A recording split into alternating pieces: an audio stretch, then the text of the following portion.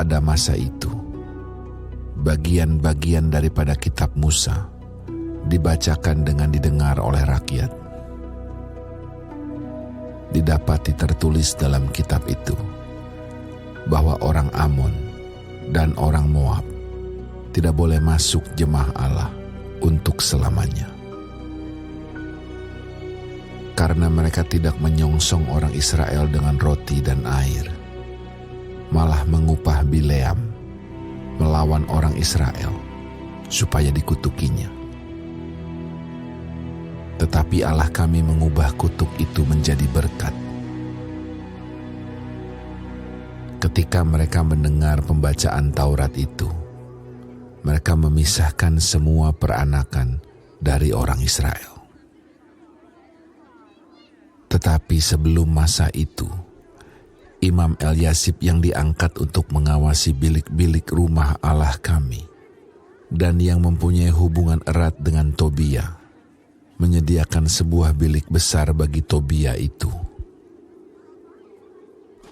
Sebelumnya, orang membawa ke bilik itu korban sajian, kemenyan, perkakas-perkakas, dan persembahan persepuluhan daripada gandum, anggur, dan minyak yang menjadi hak orang-orang Lewi, para penyanyi, dan para penunggu pintu gerbang, dan persembahan khusus bagi para imam. Ketika peristiwa itu terjadi, aku tidak ada di Yerusalem. Karena pada tahun ke-32 pemerintahan Artahsasta, Raja Babel, aku pergi menghadap raja. Tetapi sesudah beberapa waktu, aku minta izin dari raja untuk pergi. Lalu aku tiba di Yerusalem dan melihat kejahatan yang dibuat Eliasib untuk keuntungan Tobia. Sebab bagi Tobia ini telah disediakannya sebuah bilik di pelataran rumah Allah. Aku menjadi sangat kesal. Lalu kulempar semua perabot rumah Tobia keluar bilik itu. Kemudian kusuruh tahirkan bilik itu. Sesudah itu kubawa kembali ke sana perkakas-perkakas rumah Allah, korban sajian, dan kemenyan. Juga kudapati bahwa sumbangan-sumbangan bagi orang-orang Lewi tidak pernah diberikan, sehingga orang-orang Lewi dan para penyanyi yang bertugas masing-masing lari ke ladangnya. Aku menyesali para penguasa. Kataku, mengapa rumah Allah dibiarkan begitu saja?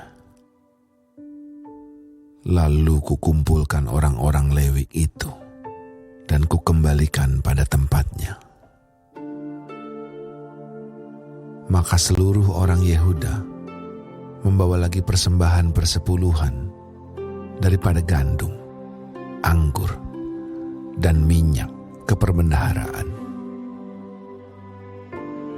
Sebagai pengawas-pengawas perbendaharaan, kuangkat Imam Selemia dan Zadok, seorang ahli kitab, dan Pedaya, seorang Lewi. Sedang Hanan bin Zakur bin Matanya diperbantukan kepada mereka karena orang-orang itu dianggap setia. Mereka diserahi tugas untuk mengurus pembagian kepada saudara-saudara mereka.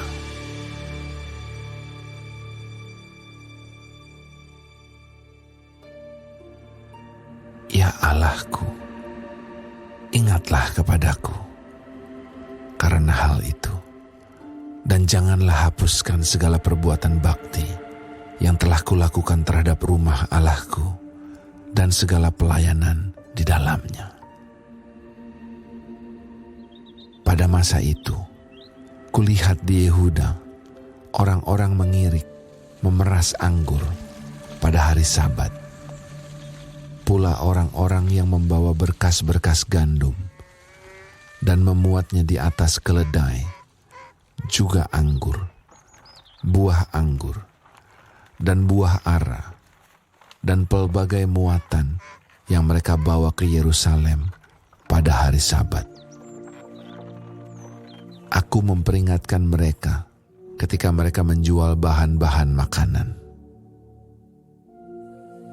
Juga orang Tirus yang tinggal di situ membawa ikan dan pelbagai barang dagangan dan menjual itu kepada orang-orang Yehuda pada hari Sabat, bahkan di Yerusalem.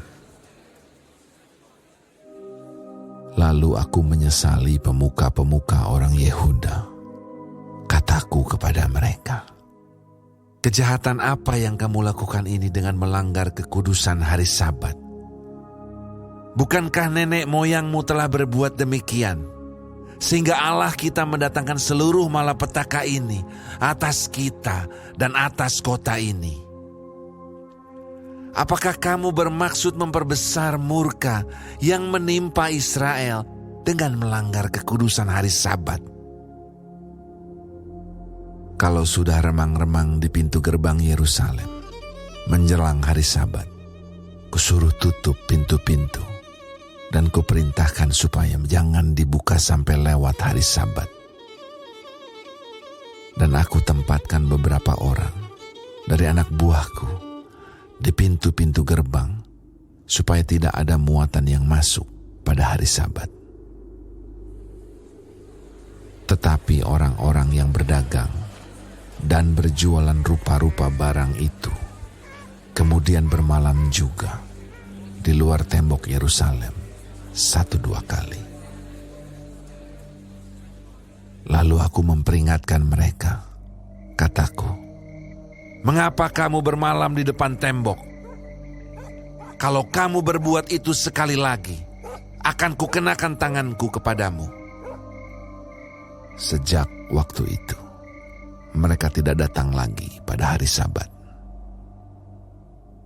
Juga aku suruh orang-orang Lewi mentahirkan dirinya dan datang menjaga pintu-pintu gerbang untuk menguduskan hari Sabat. Ya Allahku, ingatlah kepadaku juga karena hal itu, dan sayangilah aku menurut kasih setiamu yang besar. Pada masa itu juga, kulihat bahwa beberapa orang Yahudi memperistri perempuan-perempuan Asdod, perempuan-perempuan Amon, atau perempuan-perempuan Moab. Sebagian dari anak-anak mereka berbicara bahasa Asdod atau bahasa bangsa lain itu, dan tidak tahu berbicara bahasa Yahudi.